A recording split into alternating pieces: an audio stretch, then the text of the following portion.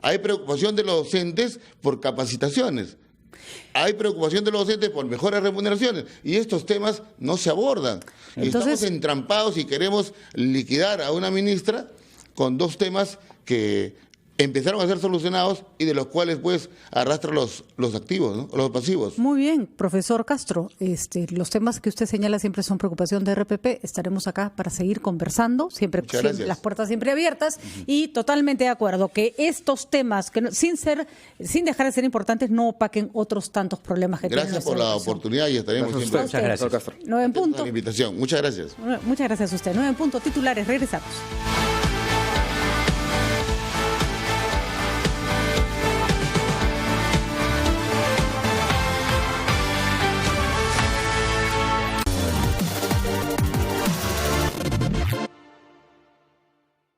Se acerca el 15 de mayo. ¿Por qué es importante el 15 de mayo? Es la fecha límite para el depósito de la compensación por tiempo de servicios.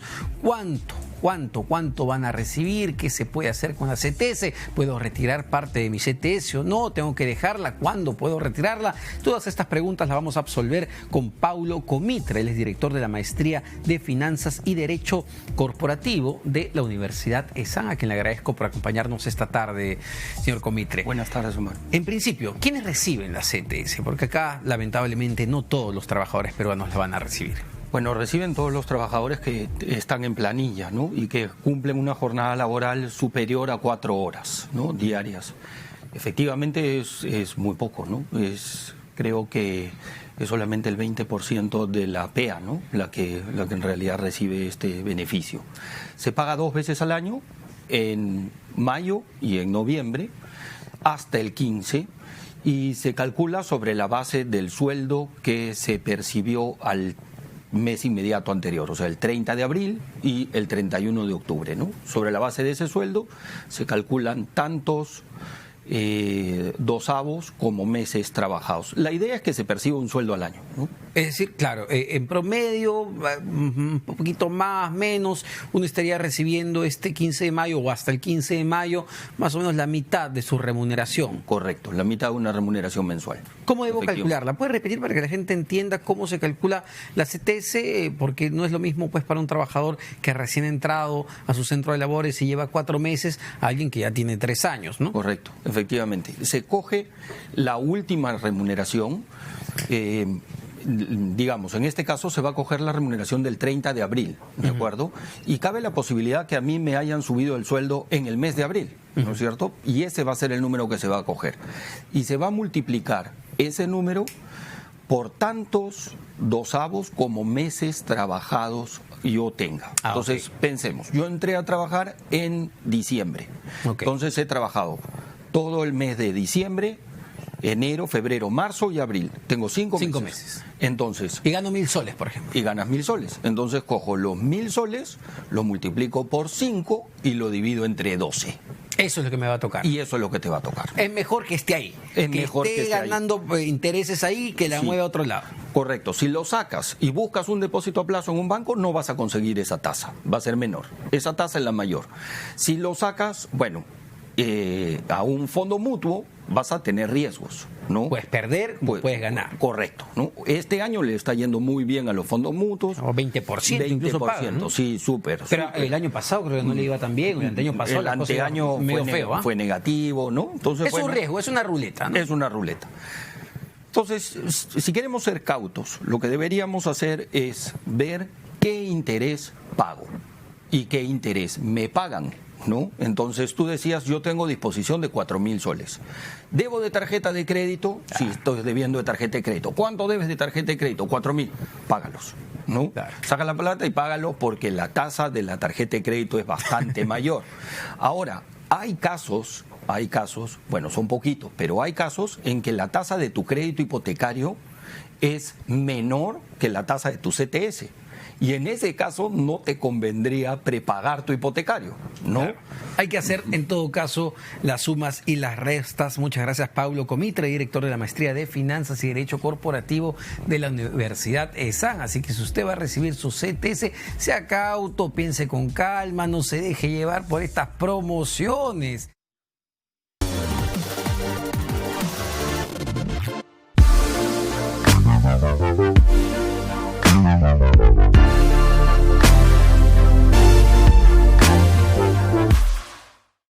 Hola, ¿qué tal, amigos? Mi nombre es Edgar Vivar y mi libro favorito es Los Miserables. Es un libro que siempre vas a encontrar algo nuevo. Yo lo he leído 3 veces. Es un libro grande, extenso, pero habla acerca de una vida maravillosa y que estoy seguro que los va a subyugar. Además, lee. La lectura es una llave maravillosa que te abre un mundo que ni siquiera sospechaba. Puedes viajar, puedes crecer, puedes ver cosas inimaginables a través de la lectura.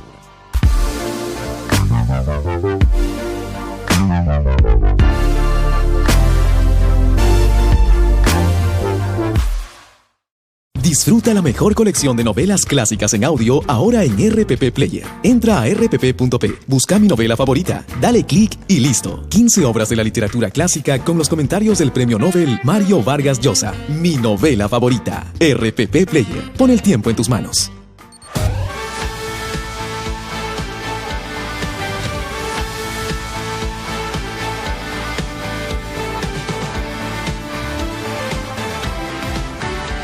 A las 9:06 nosotros tenemos el gusto de conversar con el embajador de la Unión Europea en el Perú, el señor Diego Mellado, porque es el aniversario de la Unión Europea, el 9 de mayo.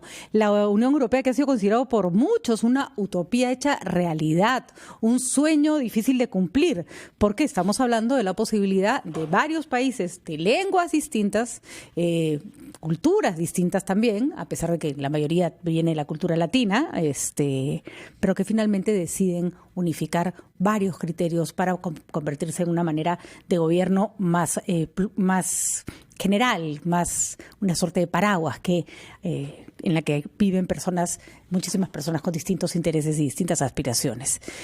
Sin embargo, el logro siempre está ahí, con muchísimos retos, señor Mellado. En primer lugar, feliz aniversario. Muchas gracias. La utopía continúa, está en peligro.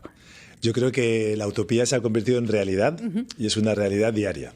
Y hoy precisamente celebramos el aniversario de Europa. Hoy es 9 de mayo, que es el día en el que celebramos la Unión Europea, y hacemos referencia a un discurso que ocurrió el 9 de mayo de 1950, ¿no? Cuando los franceses le tendieron la mano a los alemanes para juntos crear una nueva solidaridad entre ellos, ¿no? y una integración. Y desde entonces pues hemos evolucionado, tenemos 28 países ahora, más de 500 millones de habitantes, pero un trabajo diario y desde luego hay muchos retos, muchos desafíos, pero creo que la Unión Europea sigue avanzando y el sueño está vivo y todos los días lo estamos aplicando. Unificar la moneda ha sido probablemente uno de los aspectos más visibles, pero es mucho más que el euro, la Unión Europea. Si tuviera usted que mencionar cuáles son los aspectos que han logrado que toda Europa se considere una bajo este paraguas, ¿cuáles serían?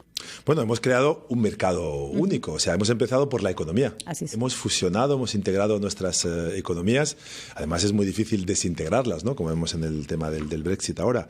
Hemos creado también un espacio donde circulan las personas. Y además los peruanos también pueden experimentarlo, ¿no? Supongo que habréis estado en Europa, sí, claro. Y podéis ir de un país a otro como cualquier ciudadano europeo, porque hemos eximido de visados a los peruanos, ¿no? Lo que es una maravilla. Además, uno se da cuenta que distintos son nuestros espacios donde vivimos. Cuando en Europa cruzas 3 países, lo que en el Perú todavía no has terminado de salir del Perú, pues nuestros países son mucho más grandes, un continente mucho más grande. Es cierto, la utopía es el presente, la utopía es la realidad, sin ánimo de ser aguafiestas. Siempre el peligro está acechando. Sí.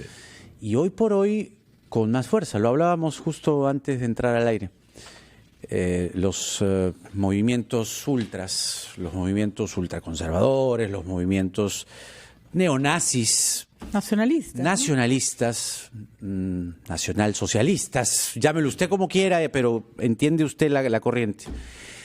Es un peligro latente, acecha. ¿Cuál es la dimensión para la Unión Europea de ese peligro y cómo lo están, digamos, teniendo a raya? Porque, digamos, fenómenos como el Brexit, etcétera, etcétera, siempre están buscando regresar las cosas al estado anterior. ¿Cuál es, digamos, la forma en la que la Unión Europea contrarresta estos extremos?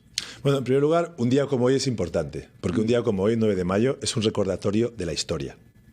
Y esos eventos, esos fenómenos ultranacionalistas, nacionalistas a los que hace referencia, han ocurrido en Europa anteriormente. Bueno, ahora hay una suerte de resurgimiento. Sí, efectivamente hay nuevos nacionalismos, hay incluso algunos líderes europeos que se sienten atraídos por la idea de la democracia antiliberal. Democracia en la que hay solo elecciones y luego pues la libertad de prensa, la independencia del Poder Judicial es menos importante, ¿verdad?, que el interés nacional, tal y como lo describen ellos, ¿no? Eso es una realidad, pero frente a ello tenemos un marco político, jurídico, democrático común que aceptamos todos. Claro, pero estos grupos, por alguna razón, siempre buscan, como se dice aquí, mirarse al ombligo. Totalmente. Entre paréntesis, mire a Vox en España. Sí. Entonces, ese mirarse al ombligo de estos grupos extremistas van en contra del espíritu mismo de la Unión Europea. Sí, es cierto, desde luego, pero hay que recordar que todavía la mayoría apoya a la Unión Europea. Hoy, 9 de mayo, hemos estado evaluando el apoyo popular a la Unión Europea. Ha salido un Eurobarómetro, que es el sondeo que hacemos todos los meses de opinión en Europa, y hay una gran mayoría de europeos que todavía están a favor de la Unión Europea. Hay algunas críticas que surgen desde el interior de algunos países, precisamente por ciertas crisis económicas que impactan especialmente algunos de ellos, ¿no? Algunos integrantes de la Unión Europea. Lo vimos con Grecia, lo vimos con Chipre, Irlanda, Portugal y España, quizás en otras dimensiones. Y las reglas comunitarias a veces se perciben como tratando de imponer a cada país realidades que son ajenas, en algunos casos para rescatar a algunos países de crisis económicas, en otros casos para uniformizarlos con reglas comerciales que tal vez no reflejan sus mejores intereses. Ese proceso de cuestionamiento, hoy en día, ¿usted cómo lo ve? Y si es que entiende que hay una forma de compatibilizarlo con los objetivos que todavía mantiene de integración económica. Sí, bueno, en el espacio económico europeo hace falta una solidaridad que nosotros aplicamos. Europa es ante todo un gran proyecto de solidaridad entre europeos. Es verdad que se habla mucho de Europa hacia el exterior, pero una gran parte del tiempo que los europeos pasan construyendo Europa es muy intraeuropeo, ¿no? Por lo tanto, repartimos riqueza. Es lo que hemos hecho durante los últimos 60 años, repartir riqueza. Hemos creado una moneda común. Eso exige una estabilidad económica también, una responsabilidad económica de todos los países. De cada parte. Por lo tanto, existe ciertamente un equilibrio doble que hay que mantener. Por un lado, la responsabilidad y la disciplina financiera y económica. Y por otro lado, un objetivo muy importante europeo, que es la redistribución. Nosotros creemos en una economía de mercado que redistribuye, que reparte la prosperidad. Y en el caso de Grecia, en el caso de Irlanda, eso de lo que has mencionado, donde ciertamente se critica a la Unión Europea, si veis los programas europeos de apoyo a esos países, siempre ha habido una dimensión social. Pero es verdad que esos países han sufrido, ¿verdad?, una crisis muy importante. Yo creo que habría que imaginarse esa crisis sin la Unión Europea. Y hay ejemplos, en América Latina se ven crisis, ¿verdad? Y ahí creo que han sufrido mucho más las clases desfavorecidas. Por lo tanto, ha habido ese espíritu de redistribución y de prosperidad compartida. Importante punto. Nada resulta más paradójico que lo que ha pasado con el Reino Unido. Es decir, votan por la necesidad de salirse de la Unidad Europea y después no tienen la menor idea de cómo hacerlo. Eso ha sido finalmente un hito importante para demostrar que la Unión Europea es un beneficio o es más lo que aporta que lo que resta a los países que la conforman. ¿Cómo lo analizan ustedes? Que me imagino miran con desconcierto todo lo que pasa en el Reino Unido. Por supuesto, porque ya vamos a celebrar el tercer aniversario del referéndum, que tuvo lugar en junio del 2016, y en cambio esta semana se ha anunciado que los británicos van a votar en las elecciones europeas. Pero entonces, ¿en qué quedamos? No, y encima, ironía del destino, van a ser los primeros en votar, porque las elecciones europeas tienen lugar entre el 23 y el 26 de mayo, y los británicos votan el 23, son los primeros. Pero la ironía en esto del Brexit es impresionante, pero eso también puede ser una suerte de pulsómetro de a ver cómo están realmente los ingleses respecto al Brexit. Es decir, puede ser no sé si un pseudo referéndum, un pseudo plebiscito, ¿no? Sí, desde luego. Eso va a ser importante, pero es importante lo que la pregunta de Patricia, o sea, el efecto del Brexit sobre el resto de los socios europeos. Por un lado, una cosa muy importante, se demuestra lo que siempre hemos dicho, la Unión Europea es una unión de democracias. Nada es irreversible. Las soberanías de los países la comparten, pero es reversible. Los ingleses, si quieren marchar, pueden hacerlo. Cualquier país se puede marchar. Por lo tanto, no estamos en un imperio como los que tuvimos anteriormente, el romano, el soviético, el austrohúngaro, donde estaban ahí por imposición. Aquí el que no está contento se puede marchar. O sea que es reversible. Pero por otro lado, el nivel de integración es muy importante para cada país y va a favor de sus propios intereses. Por lo tanto, salirse es ir en contra de tus propios intereses. Claro, el saldo de estar en la Unión Europea es positivo y tratar de salirte ya no parece tan buena idea cuando acabó el referéndum. Finalmente, este cambio en la visa para los peruanos y para muchos latinoamericanos ha sido una maravilla, hay que decirlo. Uno viaja muy a gusto y pasando fronteras sin sentirse revisado de manera exhaustiva en cada una de ellas. ¿Ha hecho que la visita de latinoamericanos y de peruanos a la Unión Europea haya crecido? Sí, ha crecido. O sea, hemos visto, incluso esta semana han salido estadísticas de migraciones. Ha habido un incremento de casi el 30% de las visitas cada año y desde luego se percibe. Incluso esto puede traer mayores relaciones comerciales, permite a empresarios, hombres de negocios desplazarse más fácilmente. Por lo tanto, ha tenido un impacto positivo en los intercambios culturales turísticos, pero también económicos. 750.000 peruanos pueden ser que han viajado a Europa sin necesidad de la visa Schengen. Efectivamente, sí. ¿No? Según esto es un dato de migraciones aquí correcto. Del Perú. Sí. Interesante. Agradecemos entonces las facilidades. Y España además es el destino más visitado. España, pero en realidad se puede ingresar por España y luego directamente a los demás países y allá no hay ninguna huella del paso, ¿no? Porque no hay fronteras. Así es, eso es lo bueno. Muy bien, gracias. Muchísimas gracias. El embajador Diego Mellado, representante de la Unión Europea en el Perú, ha estado con nosotros porque hoy se cumple el aniversario de la Unión Europea. Muchísimas gracias y felicitaciones por el aniversario. Muchas gracias.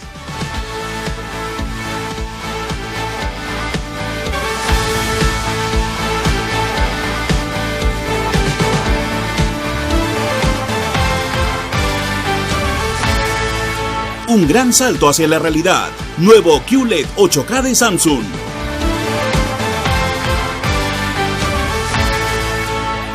Fabiola de la Cuba presenta su nuevo espectáculo, Tutaiquilla, Noche de Luna, este viernes 17 de mayo en el Gran Teatro Nacional. 300 artistas en escena. No te pierdas la más grande producción de música y danza peruana de todos los tiempos. Entradas en Teleticket.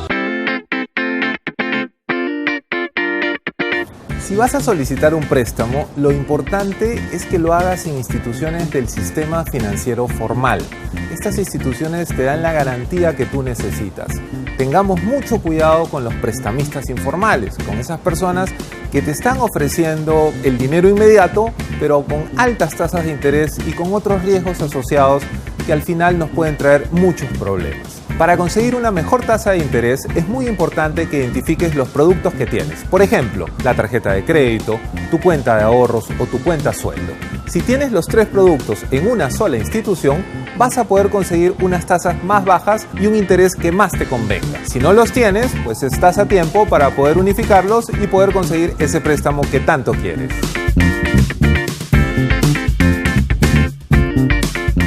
¿Sabes cuál es la película más taquillera? ¿Qué obras de teatro están en tarima? ¿Los museos que puedes visitar? Eso y mucho más en Primera Fila. Películas en cartelera, canciones del momento, exposiciones de arte, funciones de teatro. Con nosotros siempre estarás en Primera Fila, de lunes a viernes a la 1:30 de la tarde por RPP Televisión. RPP, confianza por todos los medios.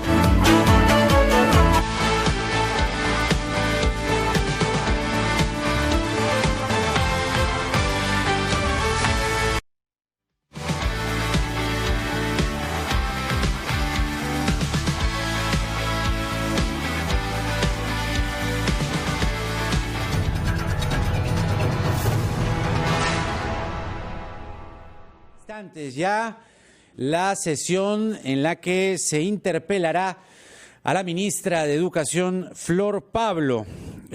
Vamos a tomar contacto precisamente con María Fernanda Torres, que es experta en educación y género, y quien además es vocera de la plataforma Ciudadanía por la Igualdad de Género, que está integrada por más de 100 organizaciones a nivel nacional que defienden el enfoque de género en la currícula nacional y en las políticas públicas. Han hecho desde anoche una vigilia frente al Congreso. Precisamente están en la sede del Parlamento, donde, como acabo de decir, empieza en instantes la interpelación a la ministra de Educación. María Fernanda Torres, ¿cómo está usted? Buenos días. Buenos días a todos y a todas los que están presentes ahorita ahí en RPP. Bueno, cuéntenos cuánta gente ha podido estar allí desde anoche, según tenemos entendido, en esta vigilia que anoche está acompañando a la ministra. Vigilia con diversas organizaciones de sociedad civil. Somos más de 125 organizaciones de sociedad civil a nivel nacional que integran este movimiento ciudadano por la igualdad de género, entre madres y padres de familia, docentes, estudiantes, grupos de jóvenes, organizaciones que defienden los derechos de la mujer, que defienden los derechos de la comunidad LGTBI, organizaciones de educación también, está el SUTEP, incluso somos muchas organizaciones que nos hemos pronunciado a favor de la igualdad de género en la educación y en las políticas públicas, ¿no? Ahora, usted es consciente que este es un tema que ya por varios años polariza y enfrenta. Ciertamente, acá nosotros podemos tener las cosas claras, pero este es un debate que, sobre todo en la sesión de hoy, va a traer, nosotros pronosticamos eso, enfrentamientos, enconos. ¿Cómo ha sido, digamos, el debate en estos últimos años? Y si ustedes están ahí, lo más probable es que también vayan los seguidores de organizaciones como Con Mis Hijos No Te Metas. ¿Aseguran ustedes que no van a llegar a situaciones de enfrentamientos y cosas por el estilo, verdad? Estamos ahorita justamente en el Congreso porque acabamos de hacer una conferencia de prensa. Se han sumado algunos congresistas también que defienden el enfoque de igualdad de género. Se sumó la bancada liberal, la bancada Nuevo Perú, la bancada Frente Amplio, y así hemos estado conversando con diversos congresistas de otras bancadas también, para poder explicarles la importancia de la igualdad de género, y muchos están en realidad apoyando este movimiento. Sabemos perfectamente que hay grupos de padres y madres de familia preocupados. Sabemos también que requieren mayor información, porque toda esta campaña ha sido una campaña de desinformación en realidad de esos grupos, ¿no? Hay grupos antiderechos que han ido por las calles del país y por las redes y por muchos otros espacios diciendo mentiras y tergiversando información y textos escolares del Ministerio de Educación. Se han dicho muchas cosas que no son ciertas. La idea en realidad es que tengamos una educación sexual integral, porque es algo muy necesario para nuestro país. Las cifras de desigualdad, las cifras de embarazo adolescente, las cifras de violencia, de bullying homofóbico que hay en las escuelas. Hay una cantidad de cifras de desigualdad y de discriminación que nos dicen que estos temas son importantes y las políticas públicas tienen que responder a las cifras alarmantes y a la problemática que atraviesa el país. No pueden decir no vamos a trabajar estos temas porque es urgente y necesario. Buenos días, señora Torres. Una pregunta. ¿Ustedes han podido conversar o han intentado acercarse a los congresistas que representan quizás la mayor oposición a este enfoque de igualdad de género? O sea, les menciono solamente algunos, ¿no? La congresista Cuadros, la congresista Arimborgo, el congresista Rosas. ¿Han podido conversar con ellos? Lamentablemente se ha cortado el diálogo con algunos congresistas. Yo diría que toda la bancada de Fuerza Popular no está actualmente con la misma opinión. Hay un grupo pequeño, en realidad minoritario, dentro de la bancada, que son congresistas vinculados a grupos religiosos también. Entonces, y ellos son los que en realidad no han abierto el diálogo. Nos hemos acercado a algunos otros congresistas de Fuerza Popular a conversar, a dialogar. ¿Con quiénes, por ejemplo, ha podido conversar? De este tema. Con otros sí, pero hay ciertos grupos dentro de la misma bancada que son mucho más radicales. Perdón, señora Torres, disculpe. En estos momentos, 9:24, está ya en el hemiciclo la ministra de Educación, Flor Pablo, está saludando precisamente a los congresistas de Fuerza Popular. Lleva en su mano izquierda un sobre Manila, entendemos, suponemos, con las hojas que contienen las respuestas al pliego interpelatorio. Personal del protocolo del Congreso le acomoda el asiento en el cual estará por varias horas respondiendo a las preguntas y sobre todo escuchando el debate que vendrá después. Es allí probablemente donde vendrán los comentarios y las críticas más ácidas. Ha tomado ya su ubicación la ministra Flor Pablo, ya sacó del sobre Manila las hojas que contienen las respuestas al pliego interpelatorio y procede precisamente en estos momentos a tomar el lugar donde debe responder a las preguntas. Está haciendo uso de la palabra. Le agradecemos, María Fernanda Torres, por estar con nosotros. Le agradecemos por su participación. Está haciendo uso de la palabra la ministra de Educación. Podemos escuchar un poco de la señal en directo. Antes de nada, deseo decirles que vengo con la mayor disposición. RPP Noticias en directo. Congreso de la República, como parte de un proceso democrático que me compete como ministra de Educación. Quisiera también comenzar mi presentación señalando que soy la ministra de todos los peruanos y todas las peruanas. Y por ello me pregunto cómo seguir avanzando juntos con la educación de nuestro país. Cómo seguir avanzando juntos cuando durante este gobierno ya tenemos 3 ministros interpelados, de los cuales 2 han sido censurados por este Congreso. Esto ha traído como consecuencia, y eso es lo delicado, un cambio continuo de ministros que debilita la institucionalidad del sector educación, que es un sector estratégico para el desarrollo de nuestro país. Los logros de aprendizaje no se pueden detener, en eso estamos todos de acuerdo. No podemos afectar a nuestros niños, niñas y adolescentes, particularmente a los más pobres, a los de las zonas rurales, a los de las zonas bilingües y a las zonas más alejadas de nuestro país. Cerrar la brecha de la educación privada y de la educación pública es también un desafío. Como maestra que soy, me duelen estas diferencias porque como miles y millones de provincianos y compatriotas, yo soy fruto de la educación pública. Tenemos que recuperar el rumbo de las reformas en educación. Y una de las reformas más desafiantes es la reforma pedagógica. Esa que se hace en las aulas, en los patios del colegio, en las familias, en las calles. Por eso, señor presidente, a través de su intermedio, decirle a los señores congresistas que tenemos que seguir trabajando en la reforma pedagógica con el currículum nacional para la formación de ciudadanos y ciudadanas. Este nuevo currículum nacional tiene a su base 7 enfoques transversales. El enfoque de derechos, el enfoque intercultural, la inclusión, el medio ambiente, la búsqueda del bien común, la búsqueda de la excelencia y el enfoque de igualdad de género. Todos diseñados para una formación ciudadana, para una educación en valores.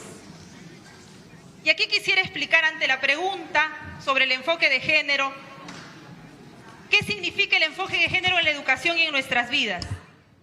Escuchamos la introducción de la ministra Flor Pablo, que todavía está simplemente haciendo la introducción. En breves momentos estaremos ya viendo la forma como responde al pliego interpelatorio que se le ha planteado. Pero antes vamos a conversar con la señora Paola Martínez. Ella es representante de la Red Nacional de Abogados en Defensa de la Familia. Ya escuchamos a una parte de un grupo de la sociedad civil que se ha juntado para defender el enfoque de género en educación y suponemos que la señora Martínez son las personas que discrepan con lo que el ministerio está planteando. Señora Martínez, muy buenos días.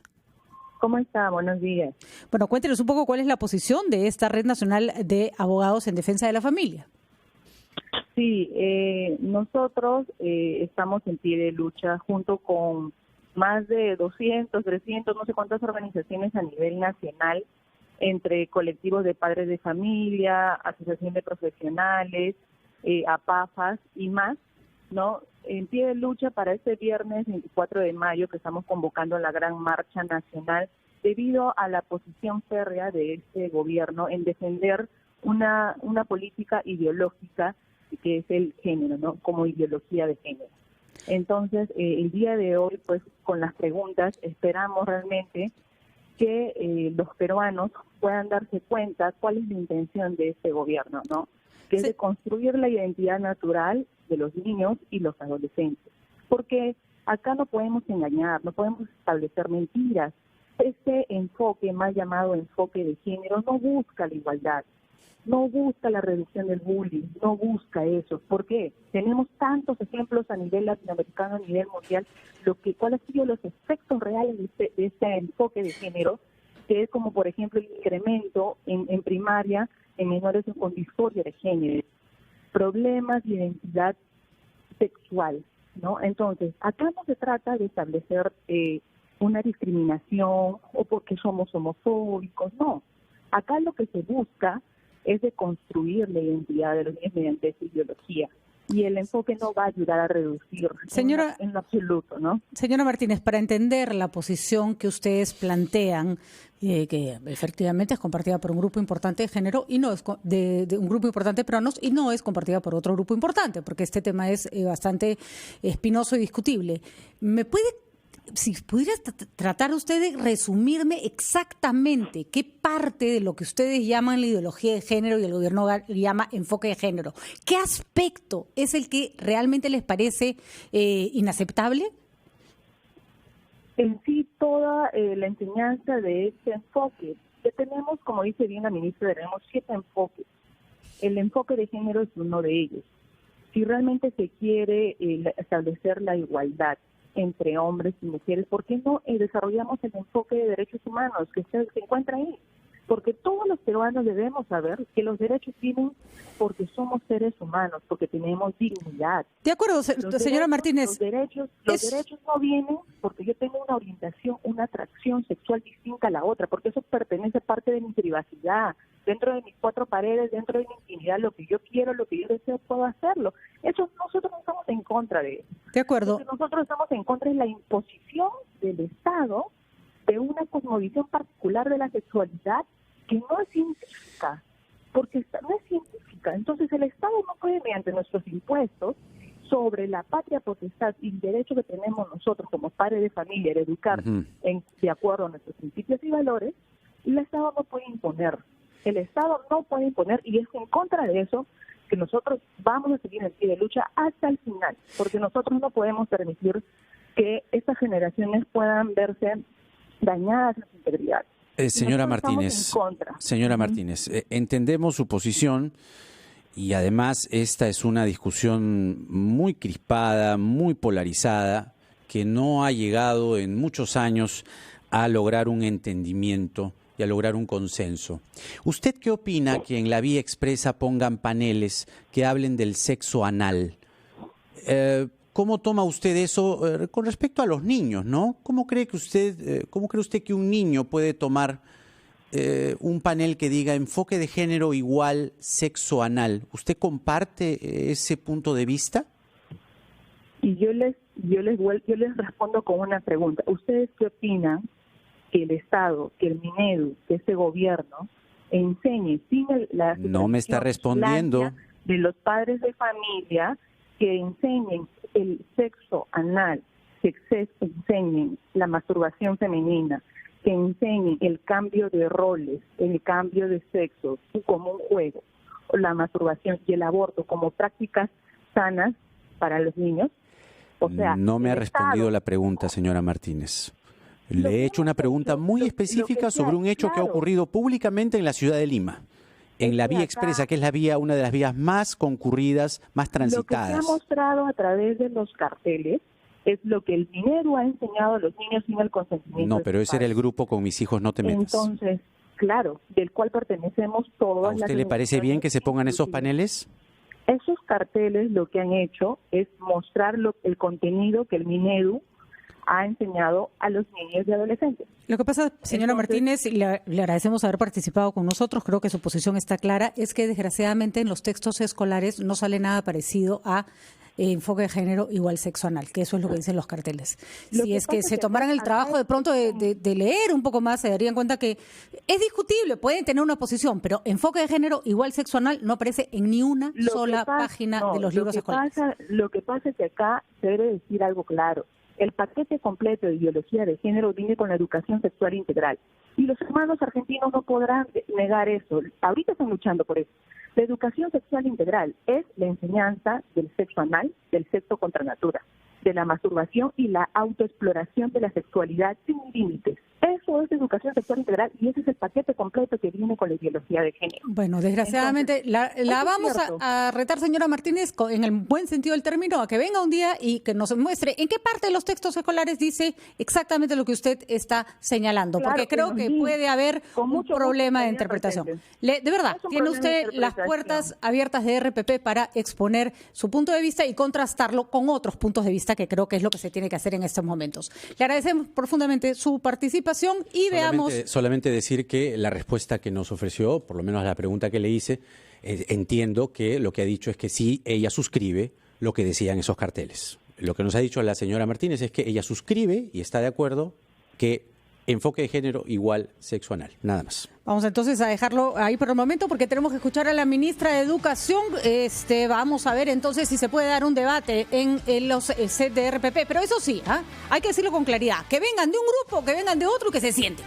Porque nunca se quieren sentar juntos y finalmente no se pueden entrecruzar ideas. Todo lo que cuesta armar un debate es increíble. Así es. En este país tenemos que aprender a sentarnos frente al que piensa distinto y traer y exponer nuestros puntos de vista con ideas, ¿no? Sin que eso sea... Están los congresistas escuchando entonces a la ministra porque pasaba eso, ¿no? Que ni siquiera escuchaban normalmente cuando hacían las exposiciones los ministros de Educación. Así es. Ojalá que haya un verdadero debate hoy día. Ojalá que haya un verdadero debate. Vamos rapidito a una pausa, volvemos con, ya está con nosotros David Hidalgo para el verdadero o falso y también con la ministra de Educación que se presenta en el Congreso de la República. Tienen interés en la política educativa.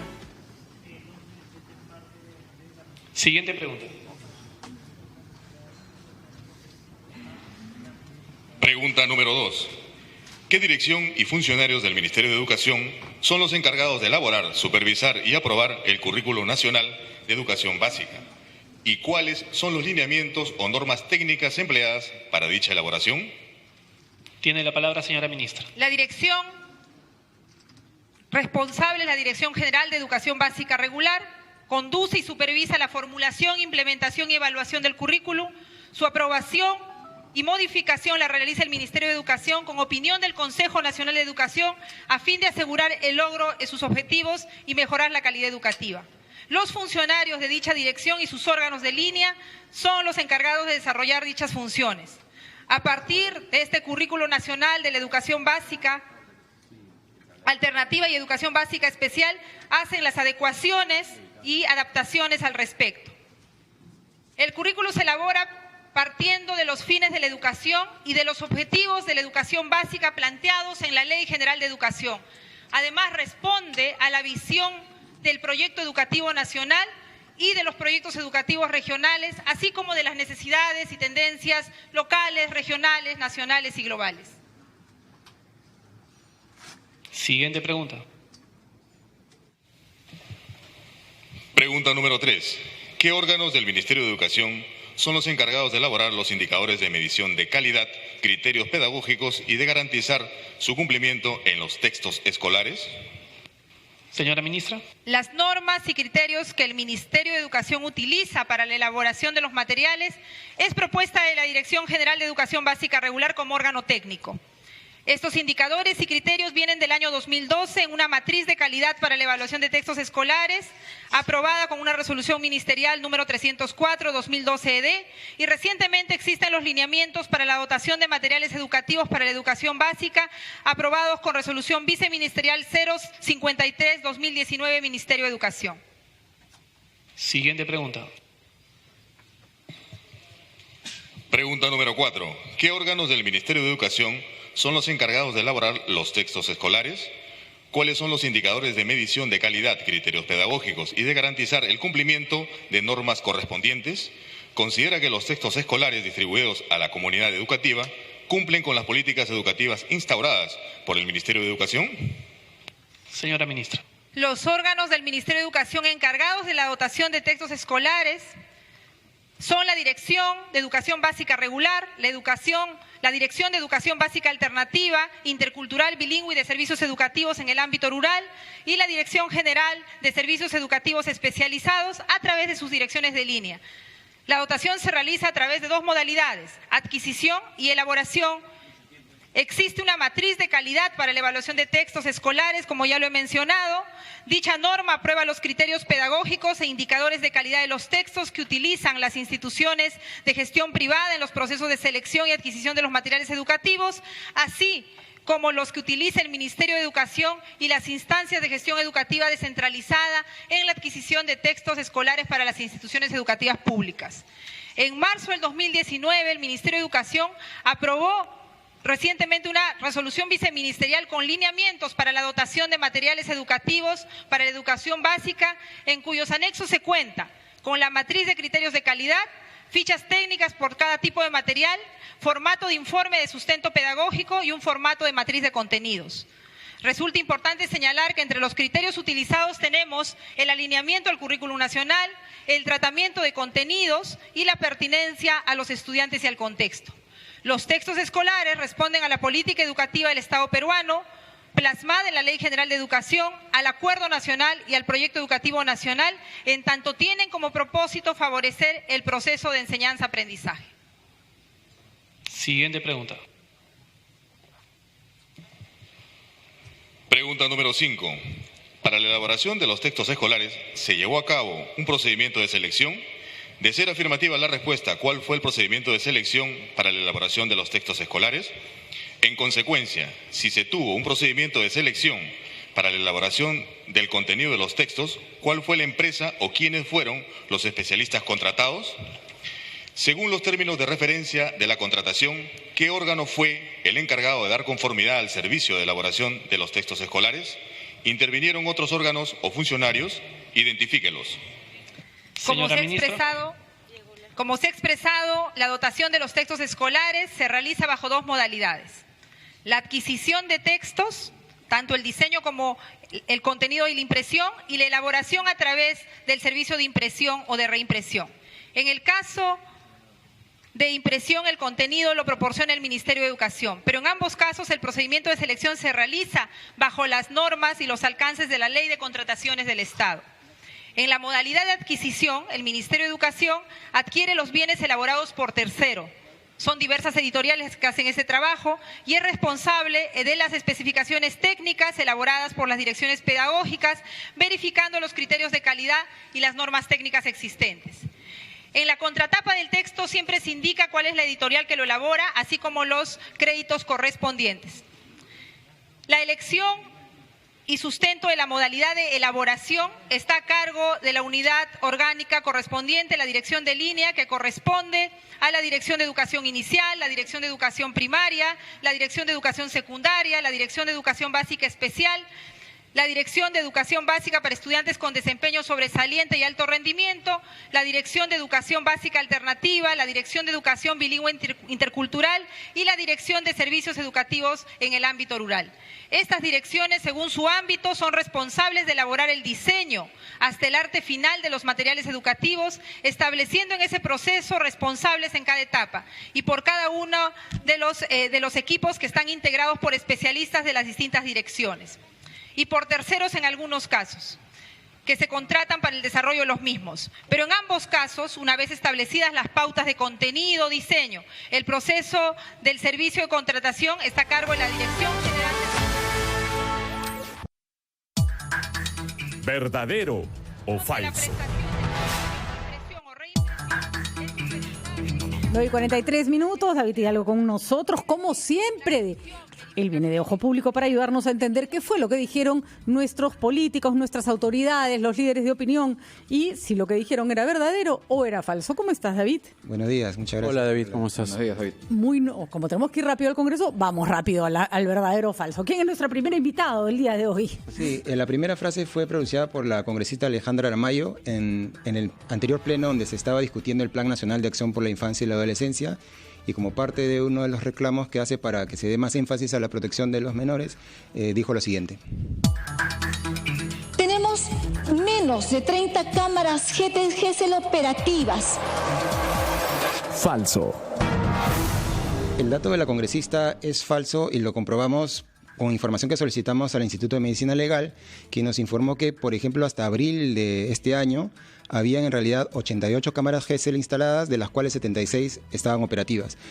Justamente en abril también de este año, a raíz de un informe de RPP, se establecía que la información reciente hasta ese momento, lo que da ahora es la actualizada, pero la información reciente hasta abril era que existían 75 cámaras, de las cuales 63 estaban operativas. Consultamos con la oficina de la congresista Aramayo y nos dijo que la información o el dato había salido de una información que dio el Ministerio de Justicia durante una mesa de trabajo en agosto del 2018. Sin embargo, revisamos un proyecto de ley presentado por la propia congresista donde se hacía alusión a esta información y decía que el dato provenía de un informe presentado en una mesa de trabajo de abril del 2018, es decir, de febrero del 2018, hace un año, y en realidad se hablaba en ese entonces de 37 cámaras GESEL. Por supuesto, estamos hablando de que ante los miles de casos de abusos sexuales y violaciones y otros problemas relacionados a este tema, es un número todavía bastante escaso, pero es bastante mayor que el que la congresista indicó. En consecuencia, consideramos que no es correcto, es falso. Digamos, en virtud de una desactualización de la congresista, ¿podemos decir? Sí, es un dato incorrecto. Porque en realidad, al pedido de ojo público, el Instituto de Medicina Legal ofreció la información actualizada y se especifica que son 88 cámaras instaladas. No son 30, sino son 88. No son menos de 30, como dijo ella, claro. Sino son por lo menos 76 operativas y otras más que no están operativas por razones que van desde falta de personal o en algunos casos algún componente de equipos técnicos, ¿no? Le falta actualización. No es la mejor noticia, pero es mejor que 30. Sí, igual menos de 30. Es un número todavía escaso ante el problema, pero es diferente a lo que dijo la congresista. Siguiente, por favor. ¿Quién es nuestro nuevo invitado, nuestro nuevo evaluado? La otra frase fue pronunciada por Carlos Ramírez, gerente de Desarrollo Urbano de la Municipalidad de Miraflores, en relación a esta polémica que hubo por la ordenanza 518. Y a la hora de explicar este problema o este debate, el gerente dijo lo siguiente. La ordenanza 518 no establece sanciones ni para peatones ni para ciclistas en Miraflores. Engañoso. Consideramos engañosa esta frase por lo siguiente. El artículo 12 de la ordenanza establece qué son vehículos de micromovilidad y ahí se establece específicamente que son las bicicletas, incluidas las bicicletas eléctricas con un sistema de pedaleo asistido o un motor eléctrico, y los vehículos de escala que se usan como juguetes, ¿no? En el título 5, específicamente el artículo 33, se establecen las sanciones y estas sanciones son, por ejemplo, por circular con vehículos de micromovilidad, es decir, bicicletas y otros, en áreas no autorizadas, por no respetar el semáforo o las señales de tránsito, por usar audífonos, en fin, una serie de 14 infracciones, ¿no? En este cuadro solo hay 2 precisiones que eluden las sanciones a bicicletas, que son, por ejemplo, cuando se circula con un vehículo de micromovilidad no registrado en el registro de motocicletas y vehículos de micromovilidad, cuando sea obligatorio. La norma dice específicamente cuando sea obligatorio. Y en el ítem 3, que dice por circular con vehículos de micromovilidad, entre paréntesis, no bicicletas, a más de 20 kilómetros por hora. Hicimos la consulta a la Fundación Transitemos, que son de especialistas en temas de tránsito, y nos confirmaron que también en el análisis han encontrado que la norma es confusa, porque, por ejemplo, habla de agentes económicos y conductores de vehículos, pero no establece la naturaleza, por ejemplo, del conductor del vehículo. Y es más, en alguna de las definiciones iniciales establece que el agente económico puede ser una persona natural que hace alguna actividad económica, ¿no? Consultamos a la municipalidad y el director de Desarrollo Urbano dijo que el ámbito estaba determinado por el segundo párrafo de la norma, que establece o señala: los agentes económicos y conductores son solidarios, responsables ante la municipalidad por la infracción que se detecte por el uso de estos vehículos. Sin embargo, no hay una precisión específica a que esto no se aplique a personas naturales. Y de hecho, al día siguiente, la propia municipalidad emitió un decreto de alcaldía 004-2019, que ha sido publicado en El Peruano ayer, donde sí especifica, como una forma aclaratoria de la norma, que los ciclistas y demás conductos de vehículos de micromovilidad particulares no se encuentran afectos a las infracciones y sanciones establecidas en la ordenanza. De todas maneras, creo que engañoso es un buen calificativo, porque lo que ha generado esta ordenanza es una confusión, y no, que ya nadie sabe cómo tiene que caminar, patinar o usar la bicicleta en Miraflores. Ojalá que se ordenen, ¿no? Una norma que no dice, no aclara incluso, ¿no? Muy bien. Es engañosa. Ahí lo tenemos que dejar esta vez. David, muchísimas gracias. Creo que han sido dos análisis bastante contundentes y se nos quedó uno en el tintero, lo dejamos para la próxima. Muchísimas gracias, David Hidalgo de Ojo Público, con este verdadero o falso. Vamos rapidito una pausa, regresamos. Fernando Carvalho está en Buenos Aires y nos cuenta que está haciendo fría. Por otro lado, tiene la responsabilidad de conducir el proceso de planificación de la educación y la elaboración y diseño de currículos básicos de los niveles, modalidades del sistema educativo, estableciendo lineamientos técnicos de diversificación. En este contexto normativo, tenemos la Comisión Intergubernamental del Ministerio de Educación, que ha desarrollado los componentes de la gestión descentralizada de los servicios públicos al ciudadano, por los que se encuentra dentro de esta matriz y dentro de este acuerdo con los gobiernos regionales la gestión de materiales y recursos educativos, con el objetivo de concertar y articular las políticas, estrategias y acciones que se implementan desde los 3 niveles de gobierno. En este sentido, mediante la resolución ministerial número 195/2015, se aprobó la matriz de gestión descentralizada en la que se establece que el Ministerio de Educación planifica la dotación, elaboración, producción, adquisición y distribución oportuna y suficiente de materiales y recursos educativos, toda vez que estos deben estar alineados al currículum nacional, sin que esto signifique que excluye aprendizajes diferenciados en función de las propias realidades de las regiones, conforme lo expresa el currículum nacional en el marco del proceso de diversificación curricular. En ese sentido, si bien los materiales educativos que dota el Ministerio de Educación son generales para todas las instituciones educativas, es el docente quien a través de la planificación curricular y del aula contextualiza los aprendizajes que se requieren desarrollar atendiendo a las necesidades, intereses y contextos de los estudiantes. Cabe resaltar que las regiones también pueden elaborar y adquirir materiales complementarios para su jurisdicción, observando las especificaciones técnicas brindadas por el Ministerio de Educación.